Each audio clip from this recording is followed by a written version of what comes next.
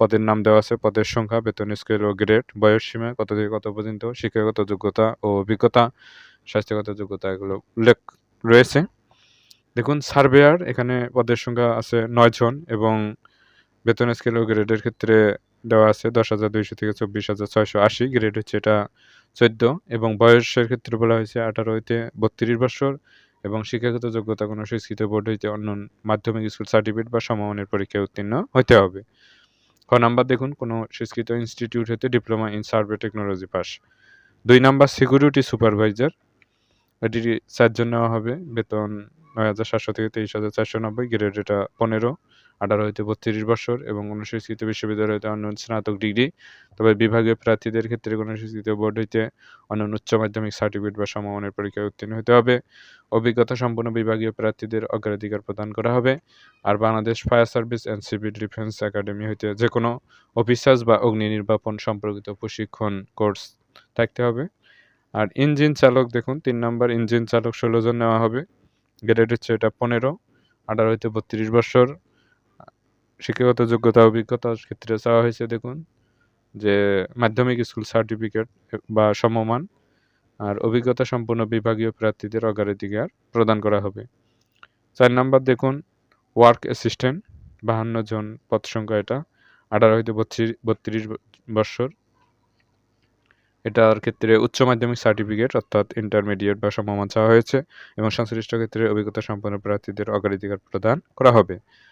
5 নম্বর নিরাপত্তা প্রহরী অর্থাৎ সিকিউরিটি গার্ড, 107 জন নেওয়া হবে, 18 হইতে 32 বছর, গ্রেড 20 এটা এবং মাধ্যমিক স্কুল সার্টিফিকেট বা সমমান চাওয়া হয়েছে এবং সামরিক ও আধা সামরিক বাহিনী, পুলিশ ও আনসার বাহিনী এবং বিজিবি এর অবসরপ্রাপ্ত সদস্যগণকে অগ্রাধিকার প্রদান করা হবে। এখানে দেখুন পাসপোর্ট 4 ইঞ্চি আর হচ্ছে 30 ইঞ্চি স্বাভাবিক এবং 32 ইঞ্চি হচ্ছে স্পিড। তারপর দেখুন কি বলা হয়েছে যে আবেদন ফরম পূরণ এবং পরীক্ষায় অংশগ্রহণের ক্ষেত্রে নিম্ন বর্ণিত শর্তাবলী অবশ্যই অনুসরণ করতে হবে।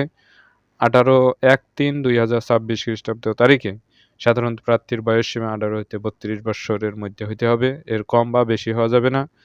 সরকারি, আধা সরকারি ও স্বায়ত্তশাসিত প্রতিষ্ঠানে চাকরিরত প্রার্থীদের অবশ্যই যথাযথ কর্তৃপক্ষের নিয়ম মেনে অনলাইনে আবেদন করতে হবে এবং অনুমতি অবশ্যই এর জন্য নিতে হবে। অনুমতি ছাড়া আবেদন করা যাবে না। এবং আপনারা যারা যোগ্যতা রয়েছে সেই যোগ্যতা অনুযায়ী আপনাদের ওই পোস্টগুলোতে আবেদন করতে হবে। এখানে দেখুন যে প্রার্থী নির্বাচনের ক্ষেত্রে কোটা সংস্কার সংক্রান্ত সর্বশেষ প্রজ্ঞাপন অনুসরণ করতে হবে। এখানে আপনাকে কাগজপত্র যেগুলো দাখিল করতে হবে ভাইবার সময় সে সব অবশ্যই অরিজিনাল এবং আসল হইতে হবে। কোনো প্রকার ভুয়া বা জাল কাগজ এগুলো হওয়া যাবে না। এগুলো হলে চাকরি যেকোনো অবস্থায় আপনাকে বাতিল করতে পারে। তো এগুলো খুব সাবধান। এখানে দেখুন প্রার্থীর সকল শিক্ষাগত যোগ্যতা সনদপত্র এগুলো লাগবে এবং মুক্তিযোদ্ধার ক্ষেত্রে মুক্তিযোদ্ধার সর্বশেষ সার্টিফিকেট সেটি লাগবে। তারপর হচ্ছে ইউনিয়ন পরিষদ থেকে অথবা পৌরসভা থেকে নাগরিকত্ব সনদ এটি লাগবে। এনআইডি কার্ডের ফটোকপি সত্যায়িত করতে হবে এবং অ্যাপ্লিকেশন কপি এটা লাগবে।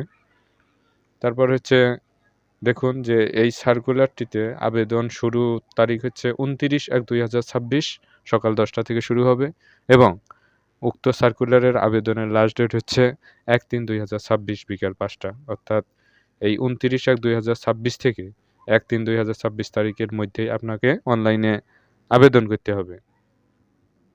ছবির জন্য 300/300 হইতে হবে আর স্বাক্ষরের জন্য 300/80 হইতে হবে এবং নির্ধারিত স্থানে আপনাকে আপলোড করতে হবে। আর এখানে দেখুন যে 1 থেকে 4 নং পদের জন্য 100 টাকা সার্ভিস চার্জ বাবদ 12 টাকা অর্থাৎ 112 টাকা চার্জ নেওয়া হবে। এর জন্য টেলিটকে আগে আপনাকে রিচার্জ করে রাখতে হবে। তারপর হচ্ছে 5 নং পদের জন্য পরীক্ষার ফি বাবদ 50 টাকা এবং 6 টাকা, এই হচ্ছে 56 টাকা।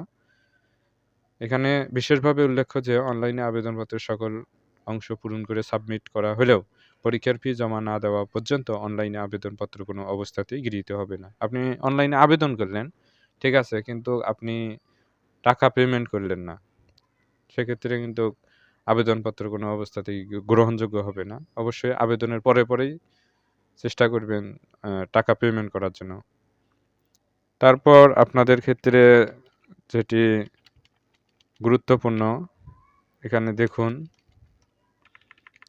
অবশ্যই টেলিটক সিমের মাধ্যমে মানে আপনাকে অবশ্যই পেমেন্ট করতে হবে।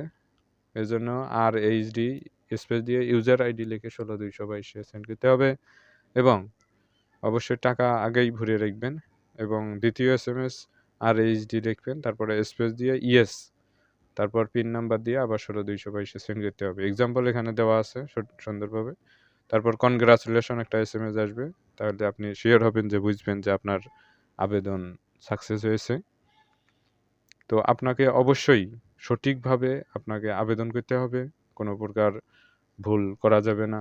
বিশেষ করে পিতার নাম, মাতার নাম, তারপর হচ্ছে থানা, জেলা, ডাকঘর, পোস্ট অফিস, পোস্ট কোড, এগুলো মানে কোনো অবস্থাতেই ভুল করা যাবে না।